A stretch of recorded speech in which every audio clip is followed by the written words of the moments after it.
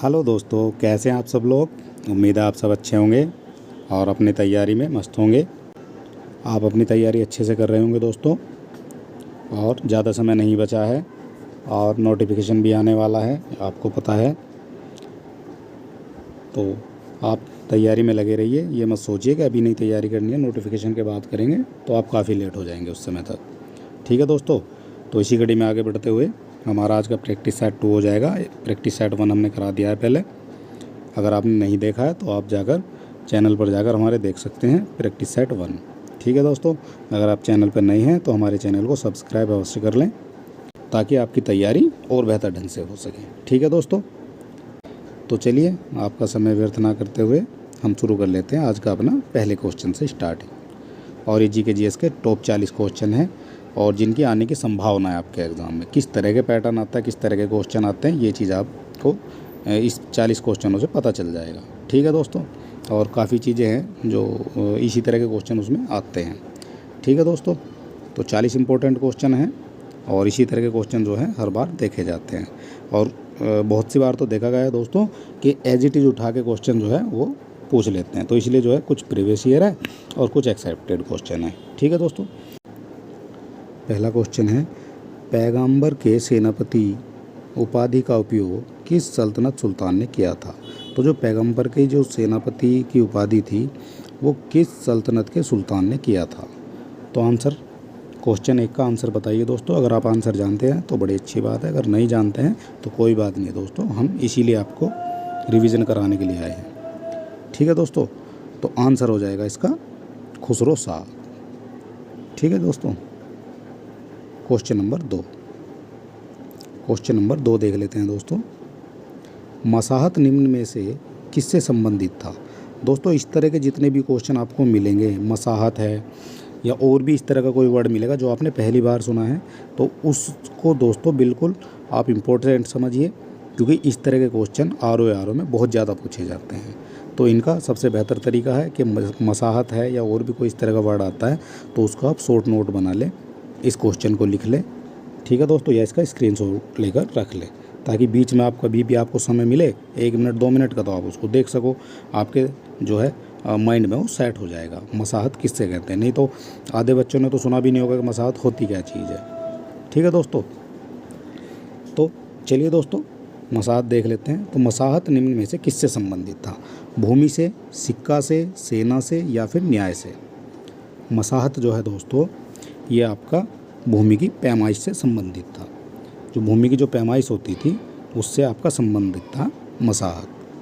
ठीक है दोस्तों, और क्वेश्चन नंबर 3 देख लेते हैं। क्वेश्चन नंबर 3 है हमारा, अमीर खुसरो ने अपनी रचना आशिका किसके आदेश पर लिखी थी। किसके आदेश पर लिखी थी, रायकरण के, देवल रानी के, खिजिर खां के या फिर अलाउद्दीन खिलजी के।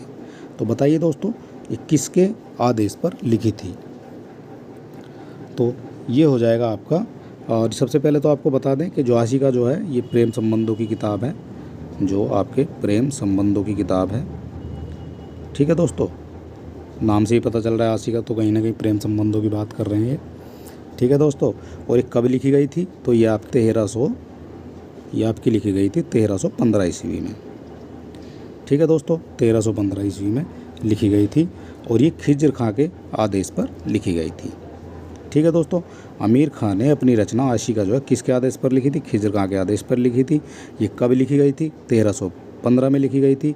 और ये किससे संबंधित है, ये दोस्तों प्रेम संबंधों से संबंधित है। इस तरह के क्वेश्चन आपसे पूछे जाते हैं। ठीक है दोस्तों, चलिए दोस्तों हमारा आज का क्वेश्चन नंबर 4 ले लेते हैं। तो क्वेश्चन नंबर 4 है हमारा, राष्ट्रकूट साम्राज्य का संस्थापक कौन था। तो राष्ट्रकूट साम्राज्य का संस्थापक अगर आप जानते हैं दोस्तों तो आप हमें कमेंट बॉक्स में लिख सकते हैं। ठीक है दोस्तों, और अपनी तैयारी को परख सकते हैं। तो राष्ट्रकूट का जो साम्राज्य का जो संस्थापक था वो था आपका दंतीदुर्ग। ठीक है दोस्तों, आंसर हो जाएगा आपका बी। हमारा क्वेश्चन नंबर हो जाएगा 5।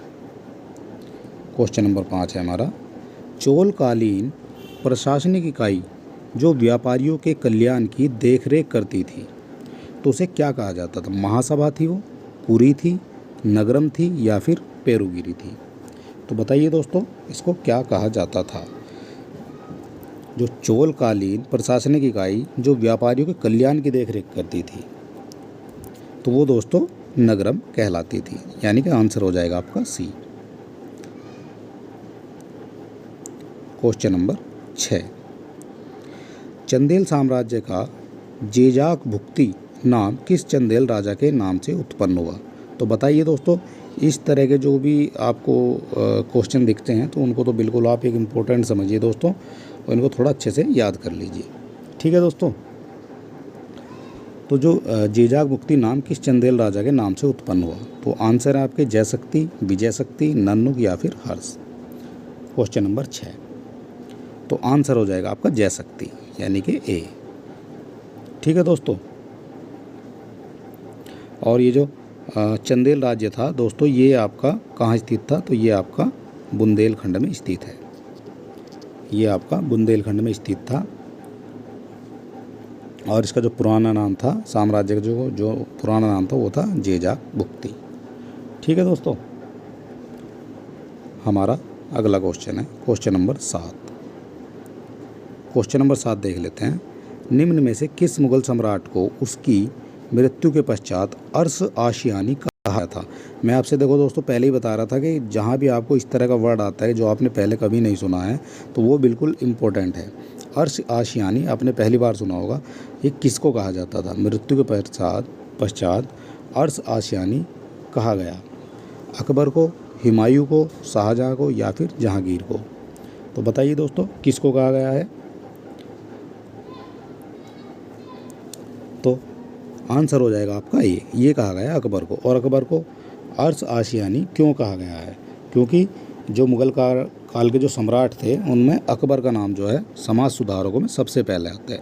तो अकबर जो थे वो समाज सुधारक थे, और ये सभी धर्मों का जो है सम्मान भी करते थे। समाज सुधारक तो थे ही, और ये सभी धर्मों का सम्मान भी करते थे। ठीक है दोस्तों, सभी धर्मों को मानते थे, और इसीलिए इनको मृत्यु के पश्चात जो है अर्श आशियानी, इसका मतलब क्या होता है, जो अर्श आशियानी है इसका मतलब होता है दोस्तों स्वर्ग में रहने वाला, स्वर्ग में रहने वाला। ठीक है दोस्तों, ये हो जाएगा आपका क्वेश्चन नंबर 7। तो आंसर हमने बता दिया, ए इसका आंसर हो जाएगा। Question number 8। क्वेश्चन नंबर 8 है हमारा, निम्न में से कौन सा युग्म सुमेलित नहीं है। तो आपको बताना है बहादुरपुर का युद्ध 1658, सामूगढ़ 1658, और खजुआ का युद्ध 1659, देवराई का युद्ध 1659। बताइए दोस्तों इसका आंसर क्या हो जाएगा। Question number 8। जोन सा आपको यहाँ आपको क्वेश्चन बड़े ध्यान से पढ़ना है, सुमेलित है या नहीं है, ये चीज़ आपको देखनी है। ठीक है दोस्तों, क्योंकि बच्चे ज़्यादातर कन्फ्यूज हो जाते हैं है में और नहीं है में, सुमेलित है या नहीं है, और वो गलत लगाकर चले आते हैं। ठीक है दोस्तों, तो इसका हमारा आंसर हो जाएगा बहादुरपुर का युद्ध जो है ये 14 फरवरी 1658 को हुआ था, बिल्कुल करेक्ट है। लेकिन सामूगढ़ का जो युद्ध है ये आपका 15 अप्रैल 1658 में तो हुआ था, लेकिन दोस्तों 15 अप्रैल इसकी तिथि नहीं थी, ये थी आपकी 29 जो है मई, आपकी 29 मई और 1658। ठीक है दोस्तों, 29 मई 1658 को ये आपका हुआ था। खजुआ का युद्ध ये आपका 5 जनवरी 1959 को ही हुआ था, और देवराय का युद्ध जो है ये भी आपका 13 मार्च 1959 को हुआ था। ठीक है दोस्तों, तो ये आपका आंसर हो जाएगा बी, सुमेलित नहीं है। तो बी आपका सुमेलित नहीं है। क्वेश्चन नंबर हो जाएगा आपका 9, और 9 नंबर है दोस्तों, शिवाजी और जयसिंह के मध्य पुरंदर की संधि कब हुई थी। तो जयसिंह और पुरंदर की शिवाजी और जयसिंह के मध्य पुरंदर की संधि कब हुई थी। तो 10 मई 1664, 10 मई यहाँ भी 10 मई है 1665, और 11 जून 1665 और 18 जुलाई। और ये दोस्तों बड़े ही क्लोज जो है ऑप्शन दिए हुए हैं इन्होंने, इसमें अगर ईयर वाइज देखता तो आदमी जो है लगा सकता है, लेकिन क्लोज ऑप्शन में थोड़ा कंफ्यूज हो जाता है आदमी। ठीक है दोस्तों, तो बताइए अगर आप जानते हैं क्वेश्चन नंबर 9 का आंसर, पुरंदर की संधि कब हुई थी शिवाजी और जयसिंह के बीच में। तो ये आपका आंसर हो जाएगा 11 जून 1665 में। ठीक है दोस्तों, 11 जून 1665 ईस्वी को शिवाजी और जयसिंह के बीच पुरंदर की संधि हुई थी। तो चलिए दोस्तों, क्वेश्चन नंबर हमारा आ जाएगा आज का 10, और बड़े इंपॉर्टेंट क्वेश्चन है दोस्तों। बाबर का वजीर निजामुद्दीन बाबर के अंतिम समय में हुमायूं के स्थान पर किसे बाबर का उत्तराधिकारी बनाना चाहता था। क्वेश्चन नंबर आपका 10 हो जाएगा। तो आंसर हो जाएगा आपका मेहंदी ख्वाजा को। ठीक है दोस्तों, जो बाबर का जो वजीर था निजामुद्दीन, एक योग्य प्रशासक एवं वीर योद्धा था। ठीक है दोस्तों, और वो चाहता था कि बाबर के अंतिम समय में हुमायूं के साथ मेहंदी ख्वाजा को उत्तराधिकारी बनाया जाए। ठीक है दोस्तों, तो मेहंदी ख्वाजा इसका आंसर हो जाएगा। क्वेश्चन नंबर 11 दोस्तों, क्वेश्चन नंबर 11, निम्न में से किस इमारत को ताजमहल का पूर्वगामी कहा जाता है। इम्पोर्टेंट क्वेश्चन है दोस्तों। इस तरह के क्वेश्चन ही आपसे ROR में पूछे जाते हैं। मैं इसलिए कह रहा हूँ कि आप इसको हल्के में ना लें और अभी से अपनी तैयारी रखें। ठीक है दोस्तों, ताजमहल का पूर्वगामी कहा जाता है बीबी का मकबरा को, हुमायूं के मकबरे को, बाबर द्वारा निर्मित संभल मस्जिद को, या जोधाबाई का महल को। तो किसको कहा जाता है दोस्तों? तो ये कहा जाता है आपको, क्वेश्चन नंबर 11 का आंसर हो जाएगा आपका हुमायूं के मकबरे को। हुमायूं के मकबरे का निर्माण जो है हुमायूं की पत्नी हमीदा बानो बेगम द्वारा कराया गया था। जो हुमायूं का जो निर्माण है, जो इनकी पत्नी थी हमीदा बानो, उनके द्वारा कराया गया था। ठीक है दोस्तों, और जो इनका मकबरा था वो आपका ईरानी शैली पर आधारित था। ठीक है दोस्तों, ईरानी शैली पर पूछ लेता है कभी हुमायूं का मकबरा किस पर आधारित है, तो ये आपका ईरानी शैली पर आधारित था। जो स्थापत्य कला होती है ईरानी शैली, उस पर आधारित था। और मुग़ल काल का, अगर पहला आपसे मकबरा, एक क्वेश्चन बन सकता है, मुग़ल काल का पहला मकबरा कौन सा था। तो मुग़ल काल का पहला मकबरा हुमायूं का मकबरा था। दोस्तों देखो कितना इंपॉर्टेंट क्वेश्चन निकल गया है। हुमायूं का जो मकबरा था मुग़ल काल का पहला था, मुग़ल काल का पहला, इनके फर्स्ट। ठीक है दोस्तों, ये भी आपको याद रखना है। और हुमायूं के मकबरे को ही क्या कहा जाता है? ताजमहल का पूर्वगामी कहा जाता है। ठीक है दोस्तों, क्वेश्चन नंबर 12 देख लेते हैं। क्वेश्चन नंबर 12 आ जाएगा हमारा, वैष्णव संत जो वल्लभाचार्य थे, वैष्णव संत वल्लभाचार्य का संबंध किस संप्रदाय से था। तो बताइए दोस्तों, रुद्र संप्रदाय से, ब्रह्म संप्रदाय से, श्री संप्रदाय से, या कुमार संप्रदाय से। तो किससे इनका संबंध था? Question number 12। क्वेश्चन नंबर 12 का हमारा सही आंसर हो जाएगा रुद्र संप्रदाय। जो वैष्णव धर्म के जो कृष्ण मार्गी शाखा के महान संत थे वल्लभाचार्य। ठीक है दोस्तों, इनका जन्म जो है वो आपका वाराणसी में हुआ था। तो आपसे पूछ लेते हैं वल्लभाचार्य का जन्म कहाँ हुआ था। तो ये आपका वाराणसी आपको टिक करना है, वाराणसी में हुआ था। ठीक है दोस्तों, क्वेश्चन नंबर 13 देख लेते हैं। क्वेश्चन नंबर 13 हमारा, सूफी संत बहाउद्दीन ज़करिया किस संप्रदाय से संबंधित थे। चिश्ती संप्रदाय, सुहरावादी, नक्शबंदी, या उपरोक्त में से कोई नहीं। तो क्वेश्चन नंबर 13 का आपको आंसर बताना है दोस्तों। अगर आप आंसर जानते हैं तो कमेंट बॉक्स में ज़रूर करें ताकि आपकी तैयारी का पता चल सके। ठीक है दोस्तों, तो आंसर हो जाएगा आपका सुहरावर्दी संप्रदाय। जो बहाउद्दीन ज़करिया थे वो सुहरावर्दी संप्रदाय से संबंधित थे। ठीक है दोस्तों, क्वेश्चन नंबर 14 देख लेते हैं। क्वेश्चन नंबर है आपका 14, ताताचार्य जो प्रसिद्ध दार्शनिक थे, इनका संबंध किस शासक से है। क्वेश्चन नंबर 14 है दोस्तों, देवराय द्वितीय से, सदाशिव राय से, अच्युत राय से, या वेंकट द्वितीय से। तो बताइए दोस्तों 14 का आंसर। तो 14 का आंसर हो जाएगा हमारा डी, वेंकट द्वितीय से संबंधित थे। और ये अरविडु वंश का महान शासक था। इसने चंद्रगिरी को अपना मुख्यालय बनाया हुआ था। ठीक है दोस्तों, चंद्रगिरी को इनका मुख्यालय बनाया गया था। Question number 15। क्वेश्चन नंबर 15 देख लेते हैं। विजयनगर के शासकों में किसने राजव्यास की उपाधि धारण की थी। राजव्यास की उपाधि धारण की थी, ये इंपॉर्टेंट क्वेश्चन है दोस्तों। हरिहर प्रथम, बुक्का प्रथम, हरिहर द्वितीय, या देवराय द्वितीय ने। क्वेश्चन नंबर 15 का आपको आंसर बताना है। तो क्वेश्चन नंबर 15 का आंसर हो जाएगा आपका हरिहर द्वितीय। विजयनगर के शासकों में किसने राजव्यास की उपाधि धारण की थी, तो वो थे आपके हरिहर द्वितीय। ठीक है दोस्तों, क्वेश्चन नंबर हो जाएगा हमारा 16। क्वेश्चन नंबर 16, कुतुब शाही वंश का प्रसिद्ध बंदरगाह निम्न में से कौन था? धोखर, मसूलीपट्टनम, देवल या उपरोक्त सभी? तो बताइए दोस्तों, क्वेश्चन नंबर 16 का आपका आंसर। तो 16 का आपका आंसर हो जाएगा कुतुबुद्दीन वंश का प्रसिद्ध बंदरगाह जो है वो था आपका मसूलीपट्टनम। मसूलीपट्टनम जो है कुतुबुद्दीन साम्राज्य का विश्व प्रसिद्ध बंदरगाह था। ठीक है दोस्तों, क्वेश्चन नंबर 17।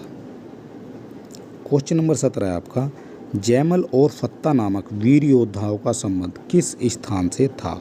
मेवाड़ से, बुंदेलखंड से, गोंडवाना से या फिर रणथंभौर से?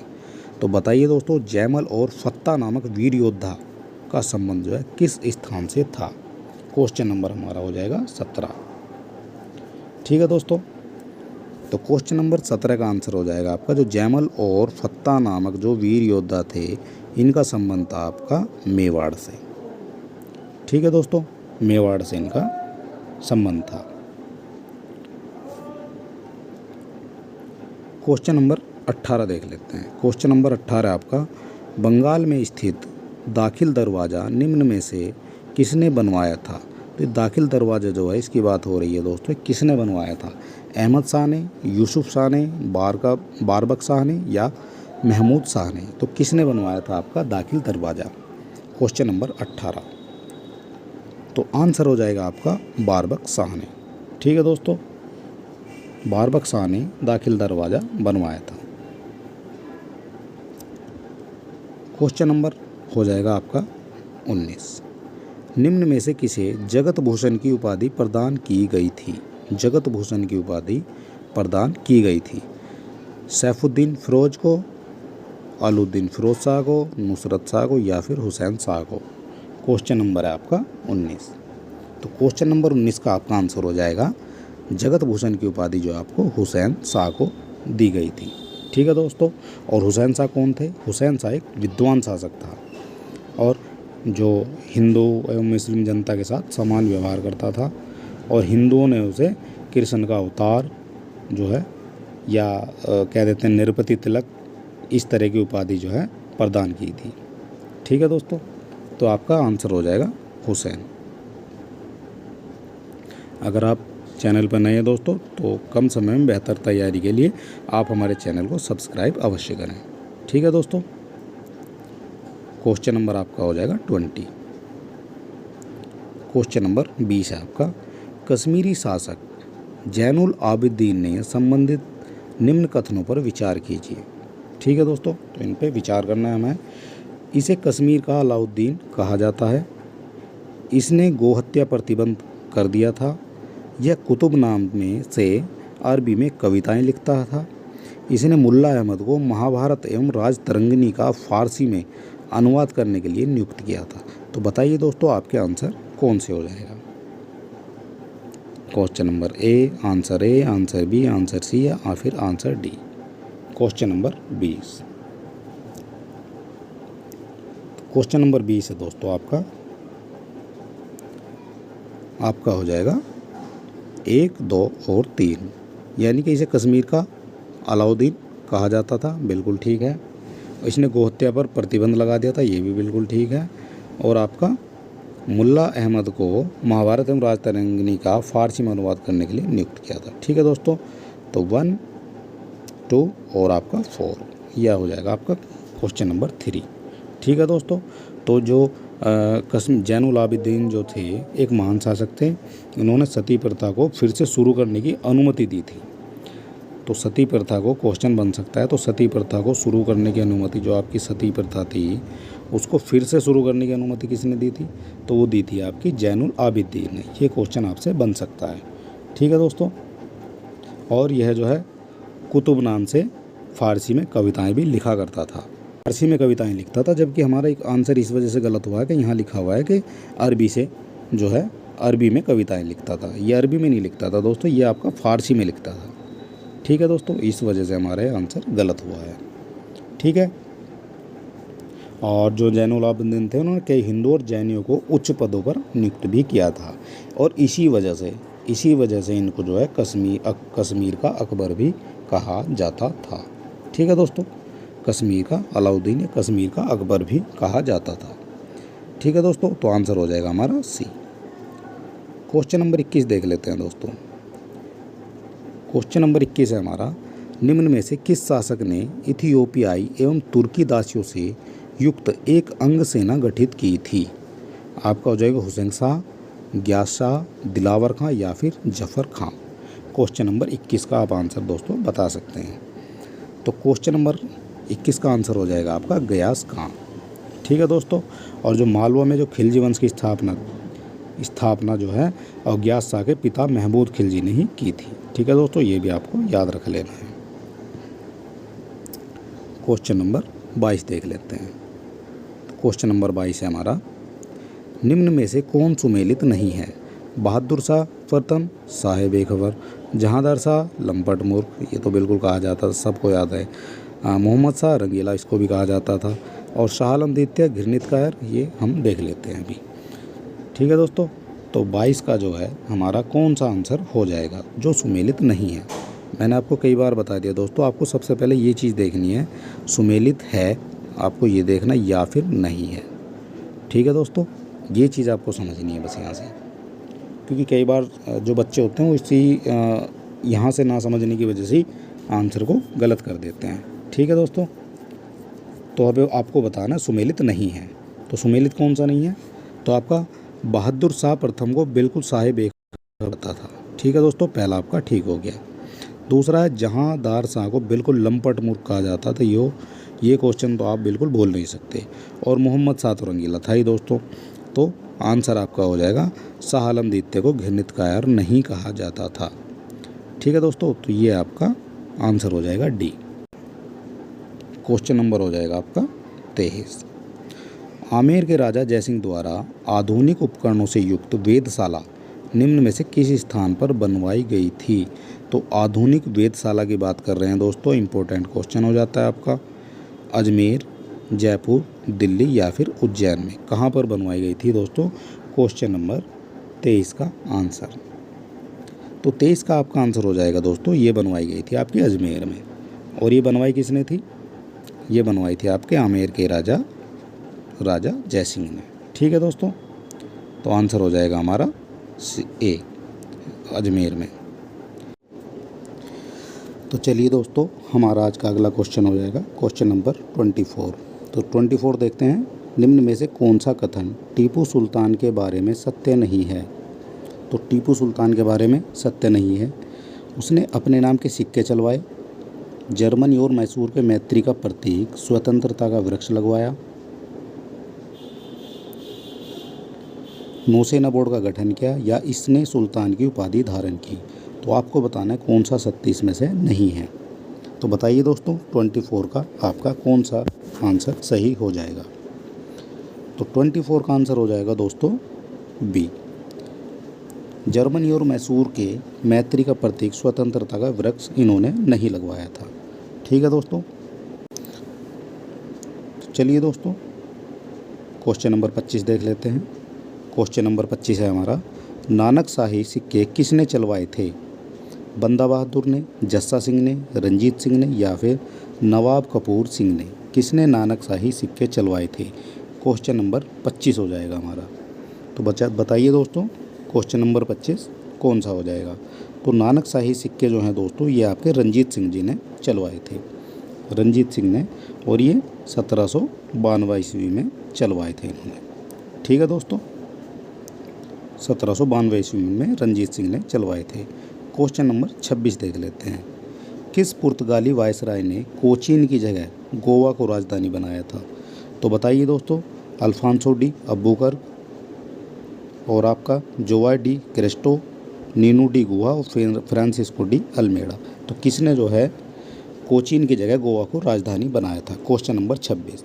तो आंसर हो जाएगा हमारा C, Nuno da Cunha. Nuno da Cunha ने 1529 ईस्वी में जो पुर्तगाली वायसराय बनकर भारत आए थे, इन्होंने 1530 में कोचीन की जगह गोवा को राजधानी बनाया था। ये 1529 में तो आए थे, लेकिन गोवा को जो राजधानी बनाया था इन्होंने बनाया था ये 1530 में। ठीक है दोस्तों, ये चीज़ आपको याद रख लेनी है। और क्वेश्चन नंबर 27 देख लेते हैं। डचों ने भारत में अपने पहले कारखाने की स्थापना कहाँ की? जो डच थे उन्होंने अपने पहले कारखाने की स्थापना मूसलीपट्टम को मसूलीपट्टनम भी कहा जाता है, पुलिकट, सूरत या फिर कोचीन में। तो क्वेश्चन नंबर 27 का आपको आंसर बताना है दोस्तों। तो आपका 27 का आंसर हो जाएगा आपका ए। डचों ने भारत में अपने पहले कारखाने की स्थापना मसूलीपट्टनम में की थी।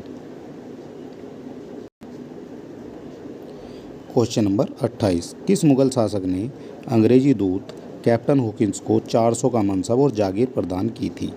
अकबर ने, शाहजहां ने, जहांगीर ने या फिर औरंगजेब ने? तो बताइए दोस्तों, इसका आंसर हो जाएगा आपका आंसर नंबर सी, जहांगीर ने। और ये 1608 की बात करते हैं। 1608 में कैप्टन हॉकिंस जो है ये आगरा जहांगीर से मिलने आए थे। ठीक है दोस्तों, 1608 में। तो उसी समय जो है जहांगीर ने उन्हें आगरा में बसने के लिए कैप्टन हॉकिंस को 400 का मनसब और जागीर प्रदान की थी। ठीक है दोस्तों, आंसर हो जाएगा आपका सी। क्वेश्चन नंबर 29 देख लेते हैं दोस्तों। प्रथम कर्नाटक युद्ध की समाप्ति किस संधि से हुई? रिजविक संधि, एक्सला सैपेल, मंगलोर की संधि या फिर श्रीरंगपट्टनम की संधि? तो 29 का सही आंसर आपको बताना है। तो सही आंसर 29 का हो जाएगा आपका बी, एक्सला सापेल की संधि।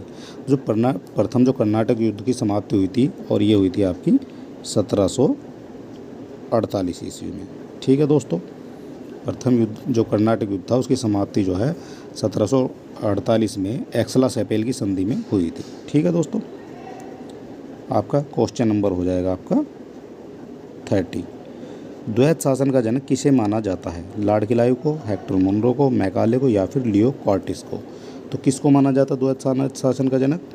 क्वेश्चन नंबर 30 आपका, तो ये हो जाएंगे आपके लॉर्ड कॉर्टिस को। लॉर्ड कॉर्टिस को द्वैत शासन का जनक माना जाता है। ठीक है दोस्तों, और ये इसकी जो शुरुआत है वो बंगाल से हुई थी। और 1765 में मानी जाती है। ठीक है दोस्तों, क्वेश्चन नंबर 31 आपका, पहली बार कलकत्ता में सर्वोच्च न्यायालय की स्थापना कब की गई थी? तो सर्वोच्च न्यायालय की स्थापना आपकी की गई थी 1774 में। लेकिन 1774 में तो स्थापना की गई थी दोस्तों, लेकिन आपकी ये था आपका 1773 का, जो 1773 का था रेगुलेटिंग एक्ट, उसके द्वारा की गई थी। 1773 रेगुलेटिंग एक्ट के द्वारा की गई थी 1774 में। ठीक है दोस्तों, और इनके जो पहले मुख्य न्यायाधीश थे उनका नाम आपको इम्पोर्टेंट है, याद रखना है। तो ये थे एलिजा एम्पे ये थे। और इनके साथ में तीन जो है अपर न्यायाधीश भी नियुक्त किए गए थे, यानी कि कुल 4 लोग थे। क्वेश्चन नंबर 32 हो जाएगा। क्वेश्चन नंबर 32 आपका, किस चार्टर्ड एक्ट के तहत विधि आयोग का गठन किया गया था? तो ये 1793 का चार्टर्ड एक्ट, 1813 का एक्ट या फिर 1833 और 1853 का चार्टर्ड एक्ट? तो बताइए दोस्तों, क्वेश्चन नंबर 32 का आंसर। तो क्वेश्चन नंबर 32 हो जाएगा आपका आंसर नंबर सी। तो ये विधि आयोग का गठन जो है 1833 के चार्टर्ड एक्ट के द्वारा की गई थी। ठीक है दोस्तों, और ये क्यों की गई थी? क्योंकि भारतीय कानूनों को संचित लिपिबद्धता सुधारने के लिए एक विधि आयोग का गठन किया गया था। क्वेश्चन नंबर 33 है आपका, पृथक निर्वाचन मंडल के बारे में किसने कहा था कि हम नाग के दांत बो रहे हैं और इसका फल भीषण होगा? तो बताइए दोस्तों, रैमजे मैकडोनाल्ड ने, लॉर्ड कर्जन ने, लॉर्ड मॉन्टेग्यू ने, लॉर्ड मिंटो ने? तो किसने कहा था दोस्तों? तो आंसर हो जाएगा आपका 33 का, ये कहा था आपका लॉर्ड मिंटो ने। और लॉर्ड मिंटो जो कब की बात करते हैं? 1909 की बात करते हैं। और आपका लॉर्ड मॉन्टेग्यू ये 1919 की बात करते हैं। ठीक है दोस्तों, लॉर्ड मॉन्टेग्यू जो 64 सुधार आया था वो आपका 1919 में आया था। और लॉर्ड मिंटो जो जिसमें जो पृथक निर्वाचन की बात हुई थी आपकी, जो पृथक निर्वाचन की बात है वो 1909 की बात करते हैं। ठीक है दोस्तों, तो 33 का हमारा आंसर हो जाएगा आंसर डी। क्वेश्चन नंबर 34 देख लेते हैं। 34, किस अधिनियम द्वारा भारत में सर्वप्रथम संघात्मक सरकार की स्थापना की गई थी? 1909 के अधिनियम के, 1919 के, 1935 के या 1947 के? 1909 का तो आपको बताया अभी, ये लॉर्ड मिंटो की बात करते हैं। ठीक है दोस्तों, पृथक निर्वाचन की 1909 ये मॉन्टेग्यू चेम्सफोर्ड सुधार की बात करते हैं। ठीक है दोस्तों, तो 34 का हमें सही आंसर बताना है, तो आंसर इसका हो जाएगा सी।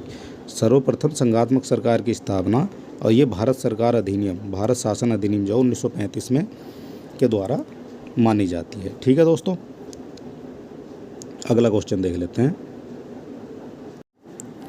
तो ठीक है दोस्तों, तो यह हो जाएगा आपका आंसर JB कृपलानी, ये आपके शामिल नहीं थे इसमें।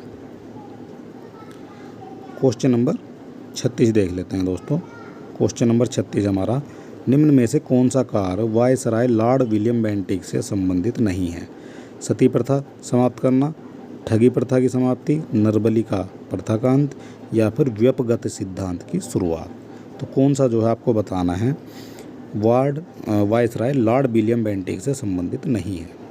क्वेश्चन नंबर 36 का आंसर, तो 36 का आंसर हो जाएगा व्यपगत समिति, जो व्यपगत का जो सिद्धांत था वो इनसे संबंधित नहीं है। सती प्रथा का इनसे संबंधित है, ठगी प्रथा और नरबली ये सब इनसे संबंधित है। विलियम बेंटिक ने राजा राम मोहन जो थे, राजा राम मोहन के साथ मिलकर ये सारी जो प्रथाएं थी उनको बंद करवाया था। ठीक है दोस्तों, और जो व्यपगत जो सिद्धांत था वो आपका लॉर्ड डलहौजी ने, ये जो व्यपगत का सिद्धांत है ये आपका लॉर्ड डलहौजी का है, लॉर्ड डलहौजी का है। ठीक है दोस्तों, क्वेश्चन नंबर 37 देख लेते हैं। क्वेश्चन नंबर 37 है हमारा, साइमन कमीशन का भारत आगमन किस वायसराय के कार्यकाल में हुआ था? जो आपका साइमन कमीशन का जो भारत आगमन था वो किस वायसराय के कार्यकाल में हुआ था? तो सबसे पहले तो दोस्तों ये बताना है कि आपका साइमन कमीशन भारत कब आया था। तो साइमन कमीशन जो है भारत आया था 1928 में। ठीक है दोस्तों, 1928 में भारत आगमन हुआ था साइमन कमीशन का, और उस समय जो वायसराय थे आपके वो थे आपके लॉर्ड इरविन, और 1931 में जो गांधी इरविन समझौता वो आपका 1931 में तभी हुआ था। ठीक है दोस्तों, तो 1919 के भारत शासन अधिनियम की व्यवहार्यता की जांच करने के लिए जो है ये साइमन कमीशन जो है भारत आया था। ठीक है दोस्तों, और इसका भारत में काफ़ी विरोध इनको झेलना पड़ा था इसका, और जब इनका विरोध कर रहे थे तो लाला लाजपत राय जी भी थे, और लाला लाजपत राय जी को उनके सर में एक लाठी लग गई थी तो उनकी मृत्यु हो गई थी लाला लाजपत राय की। ठीक है दोस्तों, तो ये था आपका साइमन कमीशन का भारत आगमन जो 1928 में हुआ था। ठीक है दोस्तों, क्वेश्चन नंबर 38। तो क्वेश्चन नंबर 38 है हमारा, निम्न कथनों पर विचार कीजिए। वर्ष 1813 में भारत के व्यापार से ईस्ट इंडिया कंपनी का एकाधिकार समाप्त हो गया था। कच्चे माल के निर्यात के लिए भारत में कृषि के वाणिज्यकरण पर बल दिया गया था, या कार्ल मार्क्स ने कहा था कि बुनकरों की हड्डियों से भारत की भूमि भरी पड़ी है। तो बताइए दोस्तों, आपका आंसर कौन सा है इसमें से? उपरोक्त में से सही कथन आपको बताना है। Question number 38। तो 38 का आपका आंसर हो जाएगा दोस्तों 1 और 2। ठीक है दोस्तों, तो एक है आपका वर्ष 1813 में भारत के व्यापार से ईस्ट इंडिया कंपनी का एकाधिकार समाप्त हो गया था, बिल्कुल ठीक है। और आपका दूसरा हो जाएगा कच्चे माल के निर्यात के लिए भारत में कृषि के वाणिज्यकरण पर बल दिया गया था। ठीक है दोस्तों, तो कृषि पर तो पहले से ही बल दिया जाता रहा है, तो आंसर हो जाएगा हमारा ए, 1 और 2। और क्वेश्चन नंबर 39 हो जाएगा हमारा दोस्तों। क्वेश्चन नंबर 39 है, स्थायी बंदोबस्त व्यवस्था में भूमि का स्वामी किसे बनाया गया था? तो बताइए दोस्तों, स्थायी बंदोबस्त की बात कर रहे हैं, जमींदार को, किसान को, संपूर्ण गांव को, या फिर गवर्नर को? भूमि का जो स्वामी है वो किसको बनाया गया था? तो 39 का आंसर हो जाएगा आपका जमींदार को। जो भूमि का जो स्वामी है वो आपका जमींदार को बनाया गया था। ठीक है दोस्तों, क्वेश्चन नंबर हो जाएगा आपका 40। क्वेश्चन नंबर 40 हो जाएगा आपका, रैयतवाड़ी व्यवस्था का जन्मदाता किसे माना जाता है? टॉमस मुनरो को, कैप्टन रीड को, उपयुक्त दोनों को, या फिर दोनों में से किसी को नहीं? क्वेश्चन नंबर हमारा आज का लास्ट हो जाएगा क्वेश्चन नंबर 40। ठीक है दोस्तों, तो क्वेश्चन नंबर 40 का आपका आंसर है उपयुक्त दोनों रैयतवाड़ी व्यवस्था के जन्मदाता माने जाते हैं, टॉमस मुनरो भी और कैप्टन रीड भी। ठीक है दोस्तों, तो ये आपके आज के मोस्ट इम्पोर्टेंट 40 क्वेश्चन हो गए हैं दोस्तों। और अगर आप चैनल पर नए हैं या वीडियो आपको अच्छा लगता है तो आप हमारे चैनल को सब्सक्राइब अवश्य करें।